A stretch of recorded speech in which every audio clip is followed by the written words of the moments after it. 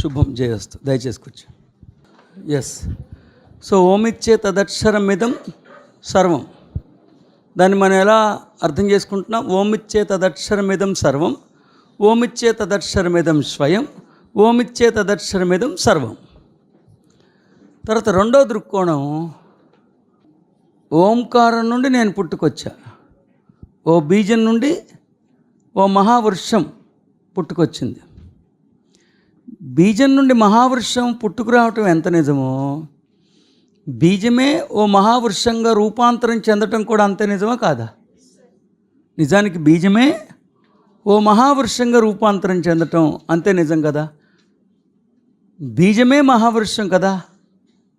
So మహావృక్షం బీజమే కదా. So బీజానికి మహావృక్షానికి మధ్య ఉన్నది అభేదమే కదా. సరిగ్గా అదే రీతిలో ఓంకారం నుండి నేను పుట్టుకురావటం ఎంత నిజమో, ఓంకారమే ఈ స్వయంగా రూపాంతరం చెందటం అంతే నిజం కాదంటారా? ఎందుకంటే మహర్షి సోర్స్ అని చెప్పలా, ఓమిచ్చే తదక్షరం సర్వం అన్నాడు. ఓమే సర్వముగా రూపాంతరం చెందింది అన్నారు, కానీ ఓంలోంచి సర్వం వచ్చిందని ఆయన అనలా. ఓమే సర్వస్వంగా రూపాంతరం చెందిందని చాలా విపులంగా వివరంగా చెప్పారు. కాబట్టి ఆ ఓంకారేశ్వరుని స్వయంగా నేనే ఓంకారేశ్వరుని స్వయంగా నేనే అన్న భావం మీ అందరిలో స్ఫురించాలి. The first and foremost realization is ఓమిచ్చే తదక్షరమిదం సర్వం. Everything that is existing has taken birth from the ఓంకారం. So I am included in everyone కాబట్టి, ఎవ్రీథింగ్ కాబట్టి, మై సోర్స్ ఈజ్ ఓంకారం. ఓంకారం is my seed. Great. If you analyze the same beautiful teaching from another dimension, you will also realize it is the Omkaram that has transfigured itself into true I am. It is the Omkaram that has transfigured itself into true I am. I am the true Omkaram. I am the Omkaram. There should be a reconciliation between Omkaram and the true I am. Both are one and the same. So my original innate nature is Omkaram. I am the Omkaram. When I am the Omkaram, everything else is also Omkaram. So to that extent you have got to understand. The source of the mighty tree is seed. From another dimension, it is the seed that has transfigured itself into mighty tree. Then you will, on your own, you will realize that your very nature is Omkaram. Your innate consciousness is Omkaram, and you are the Omkareshwar. My dear aspirants, in a chronological way, in a chronological manner, you got to understand this beautiful phenomenon truth. The teaching is Omiche tadaksharamidam sarvam. The first you have got to understand is Omiche tadaksharamidam sarvam. Everything that is existing, all the light beings, the innumerable light beings, those are in celebrating their existing. The innumerable light beings, those are celebrating their existence. All the consciousness, all the platforms, everything that is existing, the source is Omkara. Next, second realization. Omiche tadaksharamidam sarvam. I am one among the several. I am one among the sarvam. So, Omiche tadaksharamidam swayam. Yes, I am privileged to pronounce that the Omkaram is my true source. Omkaram is my true source. My mother's womb is Omkaram. And Omiche tadaksharamidam sarvam. Not only me, not only the I am, not only my true self. Everyone who is celebrating, everyone who is existing has taken birth from Omkaram. Third phase. Yes. Omiche tadaksharamidam sarvam. The grandest saint has taught us that the Omkaram itself has transfigured itself into sarvam. So even the same Omkaram has transfigured, has reformed it and presented it into true I am. So I am the Omkar. There cannot be two. One as a source, one is the output, one has the product. There is only one, that is I am the Omkaram. I am the Omkara. Those are the chronological understandings you have got to realize in a linear pattern. Am I clear? సదస్సులారా, ఓమిచ్చేత దర్శనమిదం సర్వం అన్నది మహర్షి ప్రతిపాదిస్తున్న పాఠ్యాంశం. దాన్ని చాలా విపులంగా వివరణాత్మకంగా మీరు అధ్యయనం చేస్తే ఓంకారం నుండే సర్వము సమస్తము సర్వులు పుట్టుకొచ్చారు.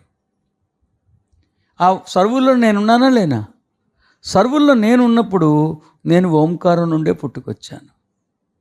నేను ఓంకారం నుండి పుట్టుకురావటం ఎంత యథార్థమో, సర్వులు సమస్తము అదే మాతృగర్భాలయం నుండి పుట్టుకురావటం కూడా అంతే యథార్థము.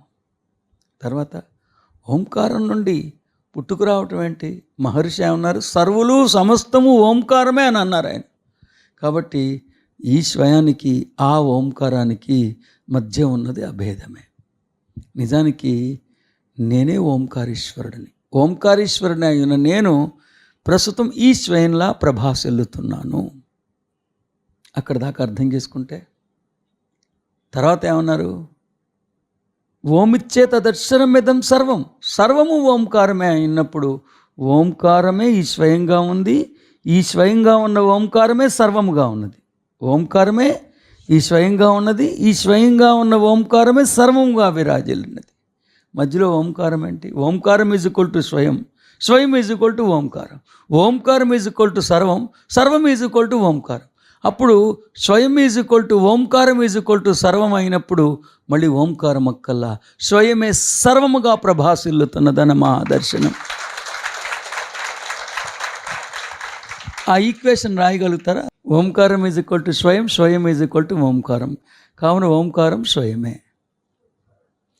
ఓంకారం ఈజ్ ఈక్వల్ టు సర్వం, సర్వం ఈజ్ ఈక్వల్ టు ఓంకారం. కావున ఓంకారమే సర్వం. ఇంకేముంది? ఇంక ఓంకారం అంటే స్వయమే సర్వముగా విరాజిల్లింది.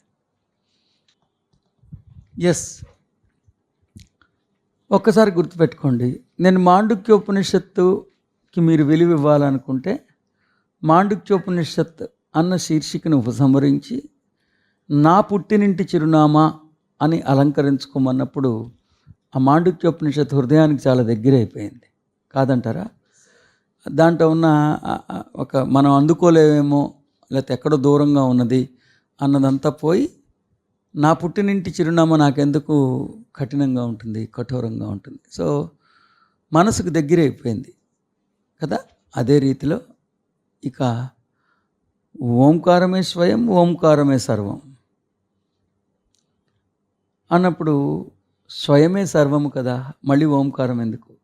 సో ఆ ఓంకారం మధ్యలో లేకపోయినప్పుడు ఓంకారంగానే మీరు మారిపోయినట్లు, మళ్ళీ ఓంకారంగానే మీరు మారిపోయినట్లు. ఎలా అయితే మాండుక్యోపనిషత్తు ఉపసంహరించుకుంటే నా పుట్టినింటి చిరునామా అన్నప్పుడు మాండుక్యోపనిషత్తు ఎలా హృదయవాసిగా మారిపోయిందో, అలాగే ఓంకారమే స్వయం, ఓంకారమే సర్వం అన్నప్పుడు స్వయమే సర్వముగా భాసిల్లుతున్నది అన్న భావన మీలో స్ఫురించాలంటే ఇంకా ఓంకారం అనే పదవిచ్చరణ జరగక్కర్లేదు. అలా నేనే అనేకంగా, ఏకమే అనేకంగా, ఓంకారీశ్వరునిమే ఉన్న నేను అనేకంగా పరిణమించాను, అనేకంగా విస్తరించుకున్నాను అన్నప్పుడు నేను, నువ్వు స్వయమే సర్వము, సర్వము ఈ స్వయమే. నెక్స్ట్ దానికి ఎడిషన్ స్వయమే సర్వము, పక్కన రాయి సర్వము ఈ స్వయమే. ఇది ఫోకస్ చేసుకున్నప్పుడు విశేషమైన మీకు ఆధ్యాత్మిక ఎదుగుదలకి లభిస్తుంది. ఓకేనా? ఇప్పుడు మళ్ళీ ఫోకస్ చేద్దామా? ఓకే. ఇదంతా ఒక్క అక్షరంలోనే ఉంది. ఓమిచ్చే తదక్షరమిదం సర్వం. దాంట్లో నుంచి ఇంత సంపద ఉంది. ఓమిచ్చే తదక్షరమిదం సర్వం, ఓమిచ్చే తదక్షరమిదం సర్వం. అస్తు. ఒకసారి వినండి, విని మీరు తర్వాత ఇంటి దగ్గర చేసుకోండి. ఓమిచ్చే తదక్షరమిదం సర్వం అని మహర్షి తొలి శ్లోకంలోనే తొలి సుశబ్ద ప్రయోగం ద్వారా సత్యాన్ని ప్రతిపాదించారు, ప్రబోధించారు. అంటే ఈ విశ్వంలో ఎన్ని కాంతిపుంజాలు అస్తిత్వంలో ఉన్నా, అసంఖ్యాకమైన కాంతిపుంజాలన్నీ, ఈ విశ్వంలో ఎన్ని చైతన్యాలు అస్తిత్వంలో ఉన్నా, అసంఖ్యాకమైన ఆ చైతన్యాలన్నీ ఈ విశ్వంలో ఎన్ని వేదికలున్నా ఆ తలాలన్నీ ఒక్క ఓంకారం నుండే తమ జన్మని పునికిపుచ్చుకున్నాయి. సర్వములో ఈ స్వయం కూడా అంతర్భాగంగానే కొనసాగుతున్నది. కాబట్టి ఈ స్వయం కూడా ఆ ఓంకారం నుండే జన్మ పునికిపుచ్చుకుంది. ఓమిచ్చే తదక్షరమిదం స్వయం. ఈ స్వయం కూడా ఆ ఓంకారం నుండే జన్మ పునికిపుచ్చుకున్నది. కేవలం ఈ స్వయం మాత్రమే ఓంకారం నుండి జన్మ పునికిపుచ్చుకోలేదు. ఈ విశ్వంలో అసంఖ్యాకమైన కాంతిపుంజాలు నడుమ ఎన్ని వైరూప్యాలున్నా, అసంఖ్యాకమైన చైతన్యాలు అస్తిత్వంలో కొనసాగుతున్నా, అసంఖ్యాకమైన తలాలు అస్తిత్వంలో కొనసాగుతున్నా, వాటి నడుమ ఎన్ని వైరూప్యాలున్నా, సర్వము సమస్తము సర్వులు ఆ ఒక్క ఓంకారం నుండే తమ జన్మని పునికిపుచ్చుకున్నారు. కాబట్టి ఓమిచ్చే తదక్షరమిదం సర్వం. ఆ తర్వాత ఓమిచ్చే తదక్షరమిదం సర్వం, ఓమిచ్చే తదక్షరమిదం స్వయం అన్నప్పుడు ఓంకారం నుండి స్వయం పుట్టుకొచ్చిందని మహర్షి చెప్పలా. ఓంకారమే ఈ స్వయంగా రూపాంతరం చెందిందని మహర్షి చాలా విపులంగా వివరణాత్మకంగా ఉద్బోధించారు.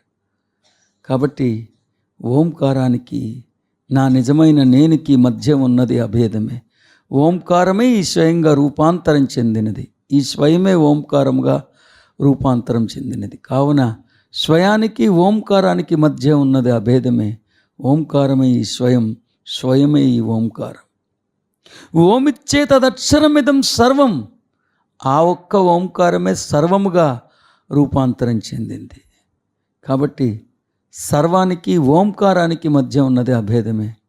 కావున ఓంకారమే స్వయం, ఓంకారమే సర్వం. కావున ఈ స్వయమే సర్వముగా ప్రభాసిల్లుతున్నది. సర్వము ఈ స్వయమే. కావున స్వయానికి సర్వానికి మధ్య ఉన్నది అభేదమే. అభేదమే అభేదమే ఉన్నది స్వయమే సర్వముగా రూపాంతరం చెందటం నిజమే అయితే మళ్ళీ సర్వము అనేది లేనే లేదు. ఉన్నది ఒక్క ఈ స్వయమే. ఒక్క ఈ స్వయమే అనేకంలా కనిపిస్తున్నది, కానీ అనేకంగా విడిపోలేదు. ఉన్నది ఒక్క ఏకత్వమే. My dear beautiful grandest aspirants, the beautiful truth taught by the grandest Maharshi is Omiche Tadaksharamidam Sarvam. If you could understand the insight of that beautiful teaching, instantaneously you will realize that there may be innumerable light particles which are celebrating its existence. There may be innumerable platforms. They are very much available in this creation. There may be innumerable things that are celebrating their existence. But you have got to realize that all the light particles, innumerable light particles, innumerable platforms, innumerable consciousness, everyone has taken birth from the same grandest Omkaram. Omiche tadaksharamidam swayam. I am one among the light particles. So it is clear that my source, my womb is Omkaram. Omiche tadaksharamidam sarvam. Not only me, all the innumerable light particles have taken birth from the same Omkar. All the innumerable light particles have taken birth from the same Omkar. Omiche tadaksharamidam swayam.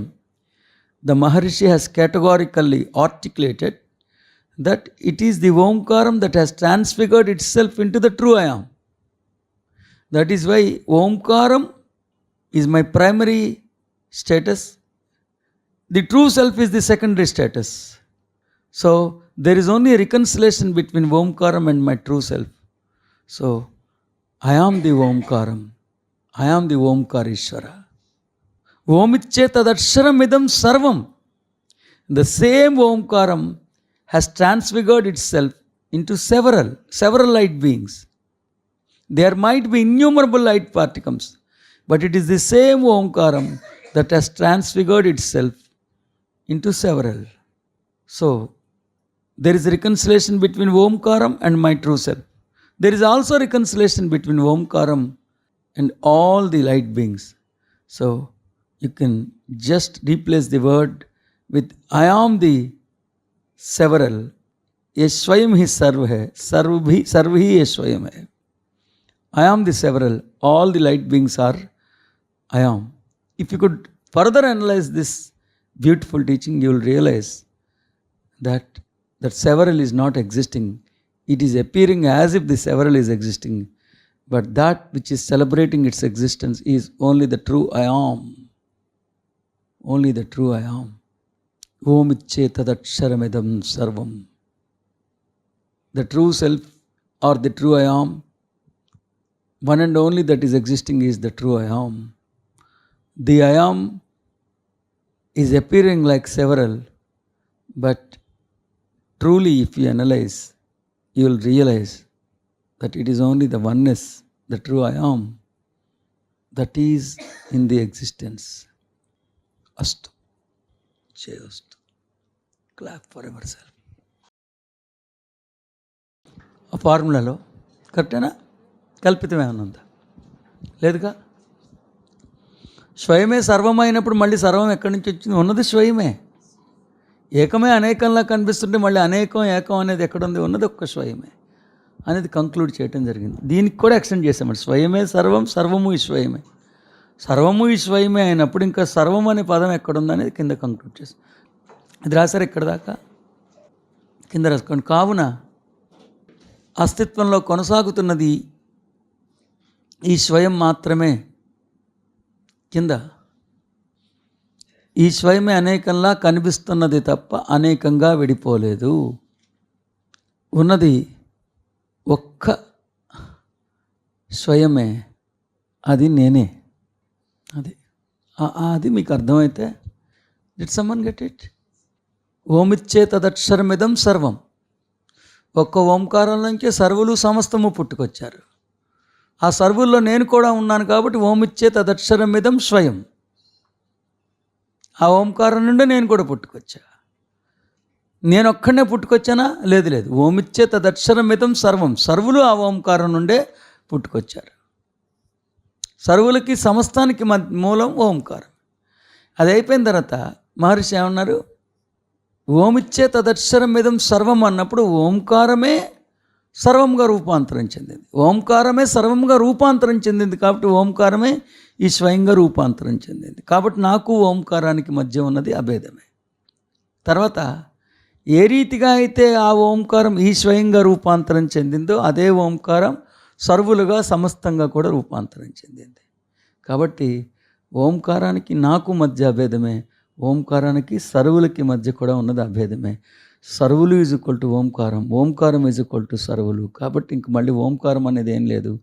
స్వయం is equal to సర్వం, సర్వం is equal to స్వయం. So ఉన్నదంతా ఒక్క స్వయమే కాబట్టి ఇంక మళ్ళీ సర్వం అన్న పదం అస్తిత్వంలో ఉండాల్సిన అవసరమే లేదు. ఉన్నది ఒక్క నేనే, ఏకత్వమే అనేది. ఎందుకు నాకంత విశిష్టంగా ఈ గ్రంథం కనిపించింది? కొంతమందికి అసలు ఈ గ్రంథంలో ఈ శ్లోకమే కనిపించలా. నాకెందుకంటే దాంట్లో అంత సంపద ఉంది కాబట్టి, అంత ఐశ్వర్యం ఉంది కాబట్టి. ఏమై క్లియర్? ఇక్కడ ఏం లేదు. ఓమిచ్చే తదక్షరమిదం సర్వం. ఎన్ని కాంతి పుంజాలు ఉన్నా అన్ని కాంతి పుంజాలు ఒక్క ఓంకారం నుండే పుట్టుకొచ్చాయి. అక్కడ దాకా అర్థమైందా? అన్ని కాంతి పుంజాల్లో మీరున్నారా లేదా? మీరు కూడా ఉన్నారు, నేను కూడా ఉన్నాను. కాబట్టి ఈ నిజమైన నేను కూడా ఆ ఒక్క ఓంకారం నుండే పుట్టుకొచ్చింది. అక్కడ దాకా అర్థమైందా? నేను మాత్రమే పుట్టుకురాలేదు, సర్వులు అక్కడి నుంచే పుట్టుకొచ్చారు. కాబట్టి అందరికీ మాతృగర్భాలయం ఒక్కటే. ఓకేనా? నెక్స్ట్ పార్ట్ ఏంటి? విత్తనమే వటవృక్షంగా రూపాంతరం చెందింది కాబట్టి మళ్ళీ విత్తనము వటవృక్షము రెండు లేవు కాబట్టి ఓంకారమే నేనుగా రూపాంతరం చెందింది. ఏ రీతిగా అయితే ఓంకారం నేనుగా రూపాంతరం చెందిందో ఆ రీతిగా అదే ఓంకారం అనేకంగా కూడా రూపాంతరం చెందింది. కాబట్టి స్వయానికి ఓంకారానికి మధ్య అభేదమే. అదే రీతిలో సర్వానికి ఓంకారానికి మధ్యలో ఉన్నది కూడా అభేదమే. కాబట్టి స్వయమే సర్వముగా భాసిల్లుతున్నది, మధ్యలో ఓంకారం అవసరంలా. సర్వము ఈ స్వయంగానే నిక్షిప్తమైనది. ఉన్నది ఒక్క స్వయమే తన్ని తాను అనేకంగా ప్రకటించుకున్నప్పుడు ఇక మళ్ళీ అనేకం సర్వం అన్న పదం లేనే లేదు. ఉన్నది కేవలం ఒక్క స్వయం మాత్రమే, స్వయమే స్వయమే స్వయమే అన్నది నా దర్శనం. దాంట్లో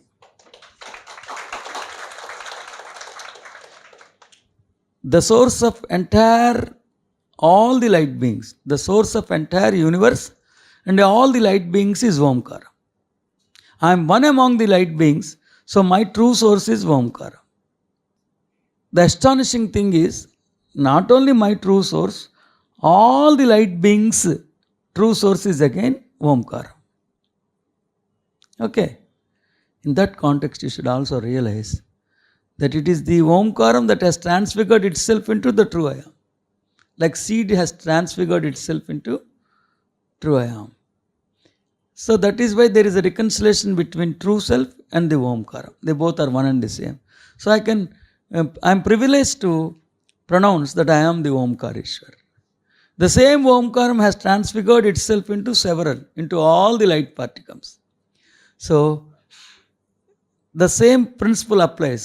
Again, there is a reconciliation between Omkaram and several light beings and all the light beings. So now we can come to a realization that Omkaram is equal to Swayam, Omkaram is equal to Sarvam. So Omkaram is equal to Swayam, Omkaram is equal to Sarvam. That indirectly says that Swayam is equal to Sarvam, Sarvam is equal to Swayam. Then it is the Swayam that has transfigured itself into several. Then there are no several. The one and only entity which is proudly existing is the oneness called Omkaram, the Swayam. This is same teaching taught by Lord Mahavishnu in Garuda Puranam. And he says, I am just scared to know, I am just surprised to know who is father and who is grandfather, who is son. Who are doing rituals to whom? The one and only Swayam is existing. There is no father, there is no grandfather, there is no grandchildren, there are no grandchildren. I am just shocked to note the human being's behavior. I am just surprised to see the rituals performed by the human beings. That is the thing. That is the thing. So అది చెప్పబడు. ఇప్పుడు ఇంకో దృక్కోణం నుంచి కానీ అర్థం చేసుకుంటే, ఏది ఓమిచ్చే తదక్షరం ఇదం స్వయం, ఆ ఓంకారానికి ఒక లక్షణం ఉందంట. ఆ ఏంటంటే ఆ ఓంకారం అక్షరం అనే లక్షణం ఉందంట. ఆ ఓంకారానికి ఏం లక్షణం ఉంది? క్షరమా? సూపర్, అక్కడే చెప్పేశారు. ఆ ఓంకారం మన మాతృకకి, మూలానికి, మూల పురుషుడికి ఒక లక్షణం ఉందంట. ఏంటది? క్షరం అవుతుందా, అక్షరంగా ఉంటుందా? ఎప్పుడు శాశ్వతంగా, అనునిత్యం, సజీవంగా ఉంటుందంట. కాబట్టి ఓంకారం శాశ్వతమైనది, అనునిత్యం అస్తిత్వంలో కొనసాగుతూ ఉండేది, చిరంజీవి కదా, ఒప్పుకుంటారా? మరి ఓంకారం నేనేనా? ఓంకారం నుండి నాకు ఆ లక్షణం కూడా వస్తుందా, రాదా? అందుకే వచ్చింది.